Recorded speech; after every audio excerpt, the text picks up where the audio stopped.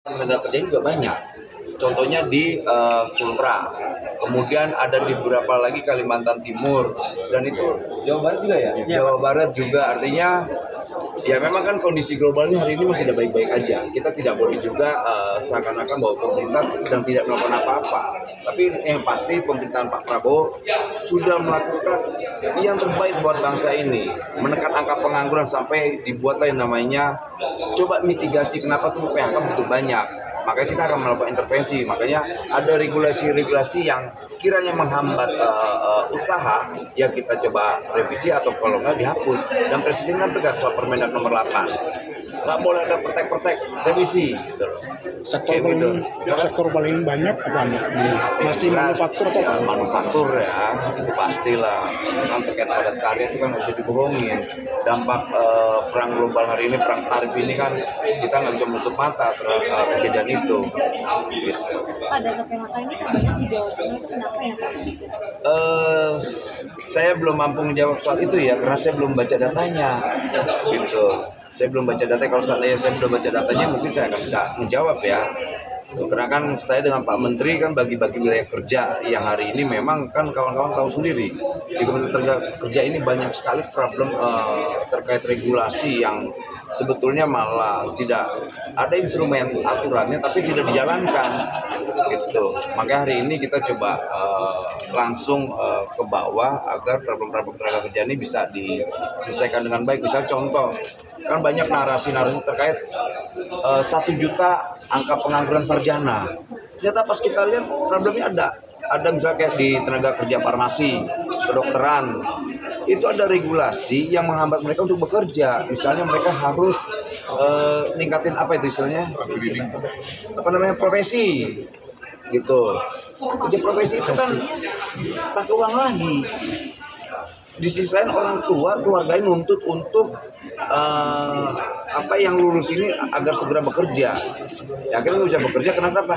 Tuntutan untuk melanjutkan sekolah profesi nggak ada, karena ada uang. Belum kalaupun sudah sekolah profesi berkali-kali mereka tidak diluluskan. Artinya ada mafia kesehatan, ada mafia regulasi di situ.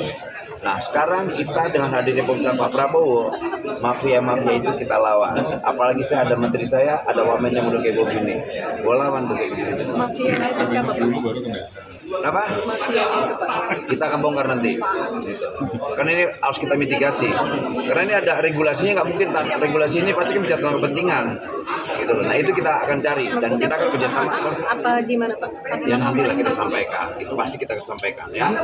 Ini real yang di lapangan sekarang itu untuk pengawas kerja ada banyak perusahaan yang tidak Patuh terhadap tidak mengikut sertakan bekerja tenaga kerja, sementara kita udah laporan ke pengawas tenaga kerja, tapi tindak lanjutnya dan untuk yang harian lepas katanya itu sekarang ini banyak sekali yang tidak sesuai regulasi. Jadi contohnya melanggar, karena kan kita udah ada ketentuan di PH ini Pak Heru nih gitu. Ini mohon izin untuk yang di wilayah, terutama untuk dinas tenaga kerja ini, kalau dibilang kan kementerian kan punya standar aturan yang harus dipatuhi oleh perusahaan-perusahaan. Nah, perusahaan buat regulasi. Nah, nanti kita cek hak dan kewajibannya. Nanti kita lihat apakah regulasi atau PP yang diterapkan oleh perusahaan memenuhi standar yang menjadi standar kita sebagai negara, kementerian itu. Pak Menakar, izin yang terkait perjanjian dagang dengan Amerika Serikat kan salah satu syaratnya itu adalah supaya kita meningkatkan standar ketenaga kerjaan.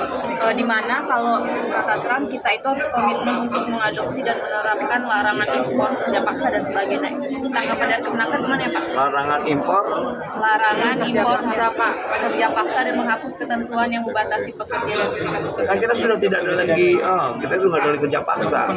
Penahanan ijazah salah satu bentuk yang kita jalankan itu kan ILO ya, ILO. Udah kita banyak ratifikasi tuh konvensi ILO tuh.